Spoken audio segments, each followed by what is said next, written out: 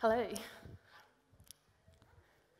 So, it was the beginning of high school, and we were given an assignment to illustrate a day in our lives. So I went home that day and drew this beautiful clock face. I started filling in the face with what I was doing that day. So I woke up, I got ready for school, I had breakfast, I went to school, came home, did my homework. Then I hit a snag. What do I fill in for what happens afterwards? So I told a fib and said I'd watch hours of TV. Now, next day, I went to school, handed my assignment in. And then a few weeks later, I got it back, and I was absolutely floored by the C- scrawled in large red pen in the top right corner. The teacher leans over to me and says, "Ruth, if only you spend the hours you spend on watching TV on your assignment, you've got a higher grade." Now, the thing was, I didn't actually have a TV. Now, unlike other families, my family was different, and we never had a TV. Why? Because the TV was a tool of the devil. And we were taught that as a tool of the devil, it's not something you should have in your home. So even from an early age, I knew my family was different. I knew that even outside of my church, I haven't met anybody that believed like we did, or even looked up the way we did. I grew up being told that we were the only ones who had the truth, and that everybody else were false. And my extended family, which included my cousins, my uncles, my aunts, didn't believe the way we did. We were different. It's my baby down the front. So I was born into the message. That's how we called ourselves, believers of the message of the hour. Now, growing up, I didn't really know what that meant. I just knew that we were different, and that being in the message meant that we were part of the bride of Christ. Now, we were different from everyone else because we followed the teachings of a prophet called William Branham, or as we call him, Brother Branham. Now, we were the true believers of Christ, and that all other religions, and I mean all, were false, particularly Catholicism. Now, being believers of the message came with a very strict set of rules about how we lived. One of the rules was the way we dressed. Our church had a very strict dress code. Our lives were ruled by Deuteronomy 22:5. The woman shall not wear that which pertaineth unto a man, neither shall a man put on a woman's garment, for all that do so is an abomination unto the Lord. So as a female, we were not allowed to wear pants of any sort, as this was deemed to be men's garments. The rules also included no shorts, no low-cut clothes, sheer or form-fitting clothing, any garment that showed the knees or the shoulders, no nail polish, no high-heel shoes, no jewelry, no makeup, no dyeing your hair, and definitely no woolly clothing. As for men, well, they got a lot lighter.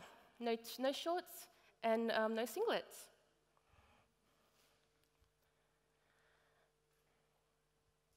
So in addition to clothes, we were not allowed to cut our hair. So William Branham told us that's what the scripture said. It says if she cuts her hair, she dishonors her husband, and a woman that's dishonorable has a legal right to be put away in divorce. It was one of the easiest ways to identify women of the message, by our long hair and the way we dressed. That means you had to leave your hair long, including no cutting of split ends. So my mum, my sister, and I, we all had hair down way past our bums. And some people in our church even had hair right down to their knees. We were told it's a sin to cut our hair, and that God doesn't hear the prayer of a woman who cuts her hair. Brother Branham told us it's a mockery of God. The Bible said it's sin and disgrace for them to cut their hair. As for men, well, they were not allowed to have long hair. This is an example of what we would typically wear, and this is me back in my early years as a teen. My t-shirt wasn't totally acceptable because it had a brand on it, Snoopy, and we weren't supposed to wear anything of the world. Next to me was a fellow teen whose mother had just left the world to join our church. Now, growing up in this environment was really hard. I remember leaving church one day, and one of the ladies stopped to chastise me. She said, "Ruth, why aren't you wearing a petticoat?" As you can see, a hint of my legs as the sun shone behind my skirt. I was absolutely mortified, and I was only 14. So I quickly ran to the car and hid in the car so nobody could see my shame. Now, beside the dress code, our church had a lot of rules. For example, here's some of the rules. No dating, kissing, or sex before marriage. No being in the same room by yourself with somebody of the opposite sex. No celebrating Christmas or any of those pagan holidays. No dancing, no cracking jokes or laughing too much. No TV or movies, no smoking or drinking, no whirly music, including those other Christian music with those drums in it. No birth control and no parties. So our ways and rules of living was due to what our prophet told us, Brother William Branham.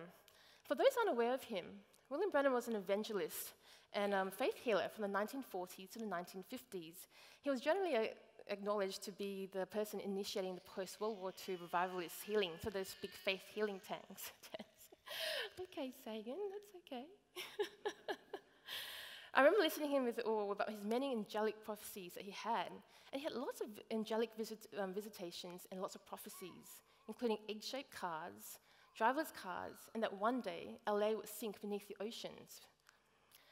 We also believe that Brother Branham was a prophet sent to us before the end times.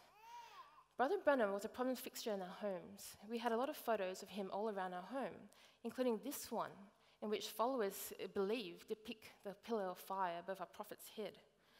We were told that this photograph was verified by the FBI and that it apparently hangs in the Hall of Religious Art in Washington, D.C.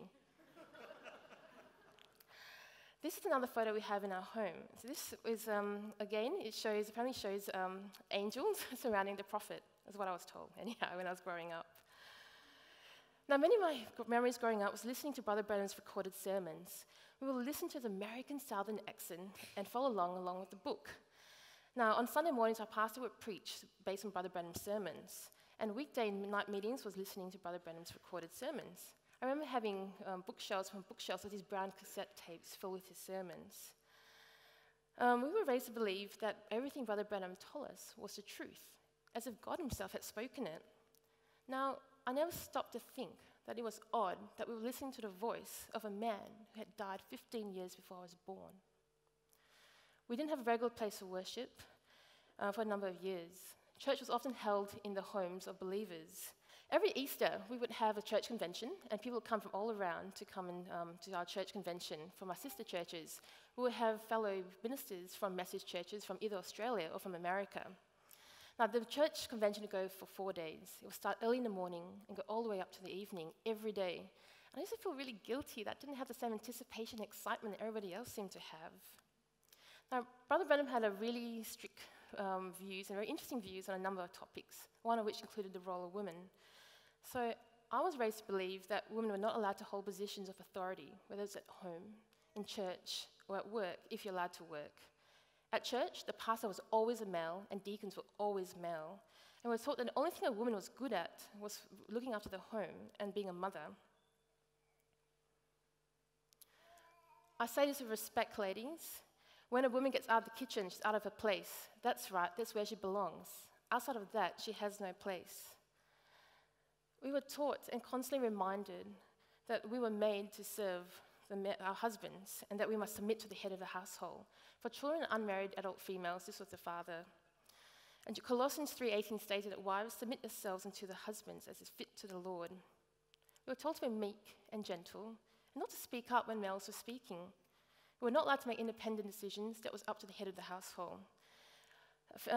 Females were not allowed to work because our duty was to stay at home and have kids and to look after the house. Now, the females in my church was often married off at 18. So what that meant was that a lot of them did the minimum schooling required in Australia, and that was it. I mean, what use was education if your duty was to stay home and look after your family? Growing up, we were repeatedly taught that science and education is of the devil. So I had this image of godless science people not knowing what was right from wrong. I remember sitting around the dining table one day telling Dad I had learned about evolution at school. Dad said evolution's a lie of the devil, as there's no such thing as evolution. And he said, Ruth, how ridiculous does it sound to say we descended from apes? If evolution was true, why do we still have apes and monkeys? As for Genesis 1:26, we were taught that evolution is false because we were a special creation of God made in his image. Now, this deeply held belief of evolution is not unique to our religion, but what did make it unique was the doctrine that William Branham taught. He taught something called the serpent seed. Now, this doctrine states that the original sin wasn't caused by Eve eating an apple. It was actually caused by Eve having sex with the serpent, who was an upright beast, and the missing link. And that Cain was actually the result of that union. And as a result, evil has passed through generations and from generation through us females, as we apparently hold the seeds of the serpent alive. These are just a few of the many beliefs that we hold. Now, they might seem bizarre and weird to people not raised in the message, but to those of us, this was a fact of life. We were taught not to question the prophet, the Bible, or our church. And if there were any contradictions, it was a failing on our part, not on the Bible or the prophet. We're repeatedly told that we mustn't start doubting the word of God. And if it is, it's due to the devil putting those questions in our heads. So every time I started questioning what I was told, I was scared that the devil had put that question in my head. And we were taught to shut down these types of thoughts as quickly as you can, as you didn't want the devil getting a hold of you.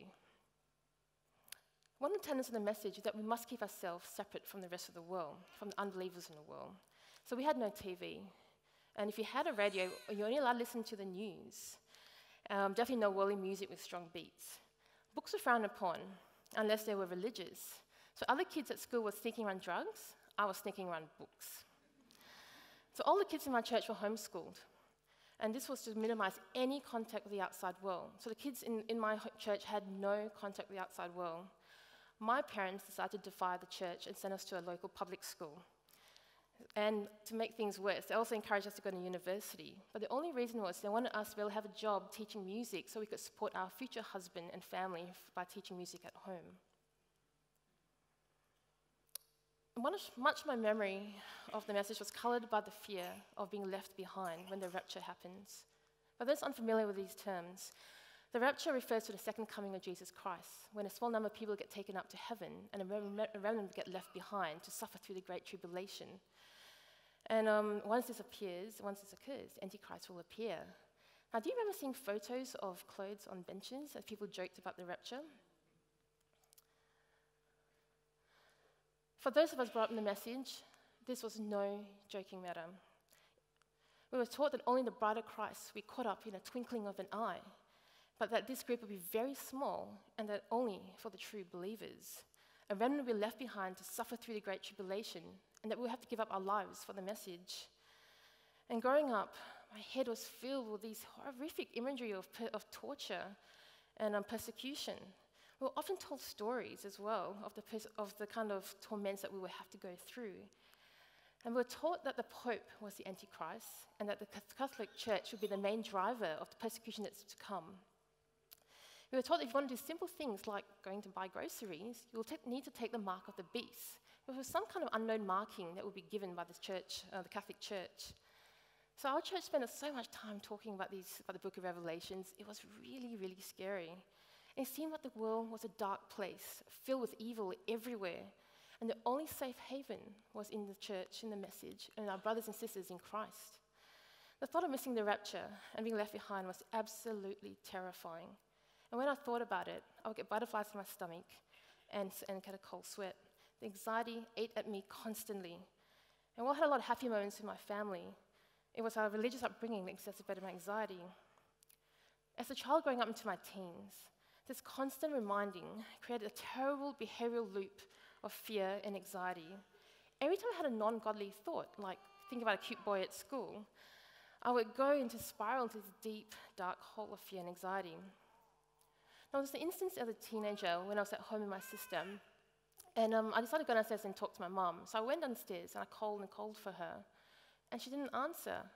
So I started running around the house trying to find her, and I just couldn't see her. So I remember running upstairs to my sister, crying that the rapture had happened and that we were left behind. And I had a full-blown anxiety attack.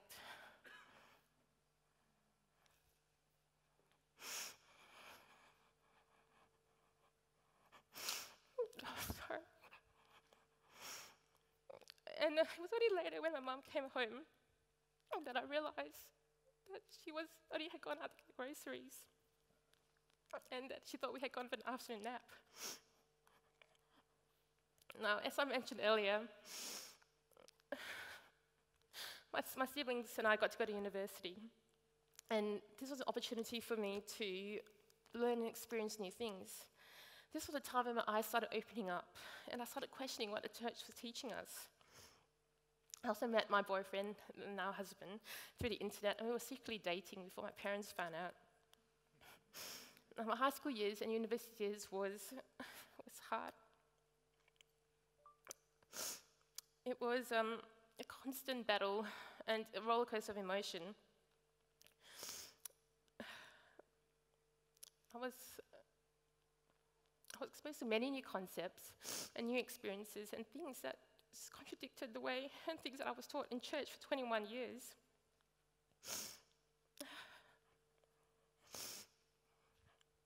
I started having many, many arguments with my parents as I fought to understand what was happening around me. I remember my parents bringing the pastor home back with his wife as they counseled me.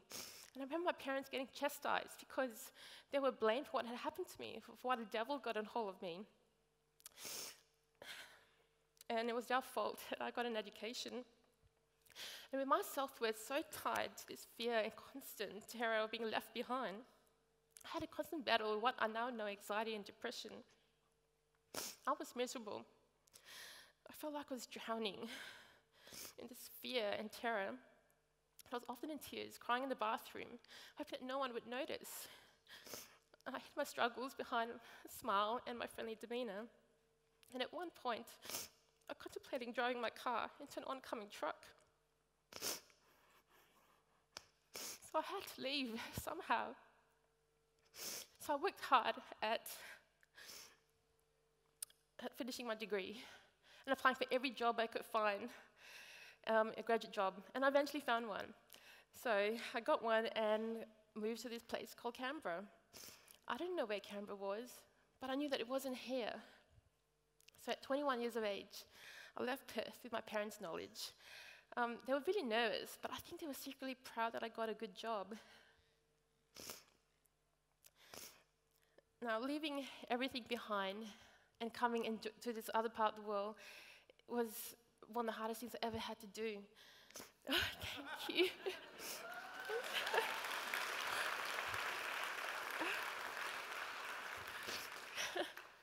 By the way, this is the first time I've ever publicly talked about this topic.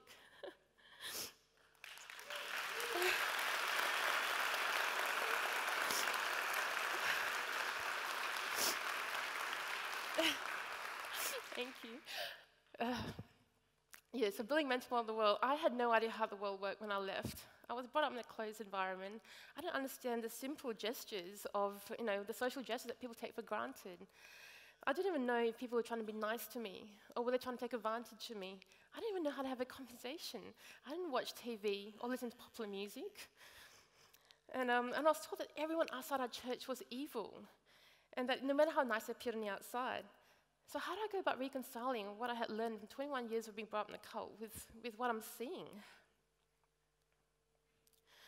So it was even the simple things like what to wear. I had no idea. What do people wear to work? What do you wear at home? What do you wear when you go out to do grocery shopping? I had no frame of reference. So I often make dubious clothing choices as a result. Now, it took me years to be comfortable to wear a pair of jeans, and it took me years to understand context and how things fitted together. I mean, who would have understood there was over 20 types of jeans? Now, one aftermath of leaving the church is that the fear anxiety stays with you. After moving to Canberra, I didn't make any move to join a local church, but the fear anxiety still haunted me. The anxiety had gone to the point where it was affecting every aspect of my life. I had trouble making even the simplest decisions. I remember trying to go to the supermarket to buy toothpaste, and I walked in, and I was absolutely overwhelmed by the choice that was there. And it took me over half an hour to buy a toothpaste. Half an hour. Anxiety affected all aspects of my life. Being late, by even a minute, I was anxious. Speaking to people I didn't know made me anxious. Picking up at work made me anxious. If I was going somewhere I didn't know, I was really anxious. And public speaking, no. It was way beyond anxious.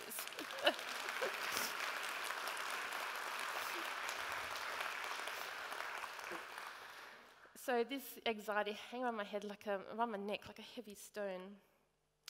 But through all of this, I slowly started learning about science, thanks to my husband. We were both familiar with Dr. Carl's Triple J Science podcast. And my husband's boss, when he found out that we liked science, he introduced us to the local Canberra skeptic groups. So we started attending our local skeptics talks, starting with the science-based ones first.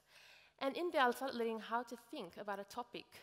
For example, I went back to Perth to visit my parents, and we went to see an iridologist because we were told that he can help diagnose what's wrong with my parents just by looking into your eyes.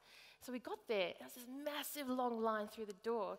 So we lined up and finally got to see him, and I was just amazed by his charisma. So I was eagerly noting down all the things he said was wrong.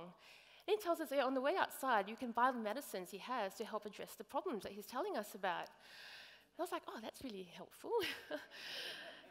So I left and then did some research and then discovered pseudoscience. And that opened up a floodgate for things to learn. Now, the ability to question and apply a critical thinking framework is a really hard skill to cultivate, and it takes a long time to learn. I discovered that while I can apply a critical thinking to a topic, I was finding it really hard to apply to all aspects of my life. And it's not easy to shift this kind of thinking. I had to do this slowly over a number of years as I tackled ingrained biases and beliefs. Now, but as I learn, we all have biases, and our biases are what make us human. And applying a critical thinking mindset is one that needs to be worked on constantly, and it requires us to check our biases all the time and to make sure we're really aware of a blind spot bias. Through the slow journey to skepticism and critical thinking, it's really taken me years to realize that I was actually brought up in a cult, and that the message was taking advantage of the human need to belong. And I find it absolutely abhorrent to this day that people can use a vast array of methods to manipulate, deceive, and indoctrinate people into a system of obedience and dependency. So I've been out the cult now for 16 years, and it's taken me a while to deal with it, and I still feel its effects to this day. And I still the effect it has on my siblings, who also chose to leave the cult. I've had to deal with my anger, my bitterness, and my guilt, and my anxiety. And it's easy for me to lash out at the ignorance and often harmful belief systems I see around me. But my learning has been from this journey that it's important to be kind, gentle, and empathetic, particularly to those that are questioning. While it might be doubtful you're going to have any impact on those who have really deeply held belief systems, it might have an impact for people like me who are starting to question things, but just need gentle nudges and time for things to percolate. And I just want to end on this quote from one of my most favorite persons in the whole universe, Carl Sagan. For me, it is far better to grasp the universe as it really is than to persist in the delusion, however satisfying or reassuring. Thank you.